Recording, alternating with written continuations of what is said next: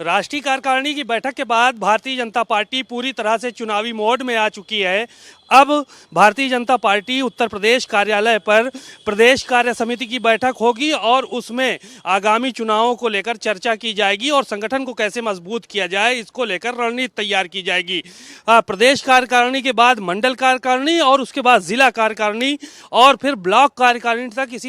इसी तरह की बैठकों का सिलसिला चलेगा ताकि आने वाले निकाय चुनाव से लेकर लोकसभा 2024 के चुनाव तक ये सिलसिला अनवरत जारी रहे और भारतीय जनता पार्टी अपने जो मकसद है उसको पाने में कामयाब हो सके। बहरहाल भारतीय जनता पार्टी राष्ट्रीय कार्यकारिणी की बैठक के बाद अब चुनावी मोड में पूरी तरह से आ चुकी है, क्योंकि तमाम बड़े नेताओं ने इस बात का फैसला किया है कि आने वाले चाहे निकाय चुनाव हों और चाहे 2024 के चुनाव हों, सभी चुनाव में पूरी तरह से भरपूर मेहनत करनी है और आगे की किस तरह से रणनीति होगी उसको लेकर भी तैयारी शुरू करनी है। बहरहाल जहां एक तरफ विपक्ष एकजुट हो रहा है, वहीं तरफ भारतीय जनता पार्टी दूसरी तरफ बहुत तेजी के साथ अपने कार्यकर्ताओं में जोश भरने में लगी हुई है और नेताओं को समझाने में लगी हुई है कि किसी तरह से कोई भी आने वाले चुनाव में दुश्वारियों का सामना न करना पड़े। तो इस तरह से भारतीय जनता पार्टी आने वाले चुनाव को लेकर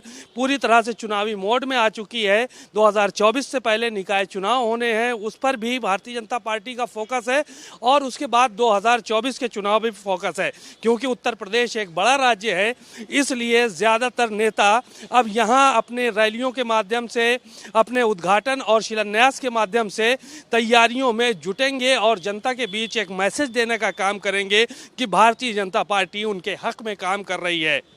कैमरामैन आशीष के साथ सीमा नकवी, भारत समाचार, लखनऊ।